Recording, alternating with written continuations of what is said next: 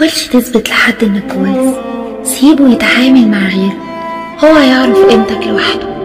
انا كنت فاكرة ان التضحية تخليهم يحبوني اكتر، وان طيبة هتخلي مكانتي جواهم تكبر، بس اللي اتضح ان طيبة ساعات بتتحول لضعفي في نظر الناس. كنت بدي من قلبي بصدق واخلاص، بس كل اللي لقيته وجع وخذلان، صمت يوجع اكتر من الكلام. اللي بيرحل من غير ما يحس بقيمتك صدقني ما يستاهلش وجودك. واصعب شعور انك تبقى غالي على نفسك ورخيص في عين اللي حسيته انك بنيته. بس الايام بتعلم تعرفنا ان اللي يسيبك ربنا بيعوضك بحد يستاهلك، واللي مقدركش سيبه يجرب غيرك، ساعتها هو اللي هيتعلم معنى الخسارة. مش مسامحة اي حد اذاني، مش مسامحة اللي كسرني بكلمة، ولا اللي جرحني بنظرة، ولا اللي سابني في عز ما كنت محتاجاه.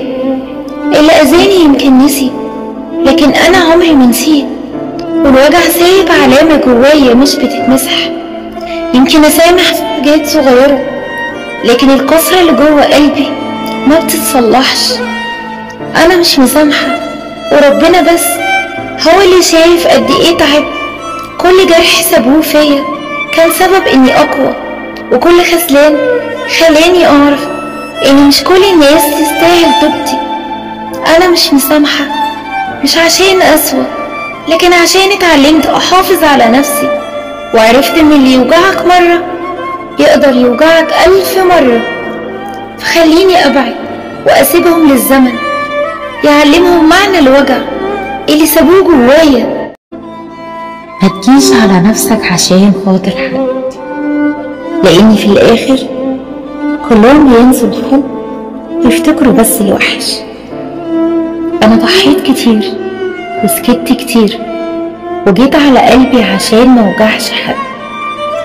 كنت اقول مش مهم انا، المهم هما يكونوا بخير، بس في الحقيقة اللي اديتهم كل حاجة كانوا اول ناس يوجعوني. نسيوا مواقفي ونسيوا ضحكتي وانا موجوعة، بس كل مرة استحملت عشانهم، ومسكوا في لحظة زعل كأنها كل عمري. اللي بيوجع مش الخيانة ولا البعد، الوجع الحقيقي انك تبقى غالي طول عمرك، في ثانية تتحول لولا حاجة. القلب لما بيتكسر كده عمره ما بيرجع زي ما كان.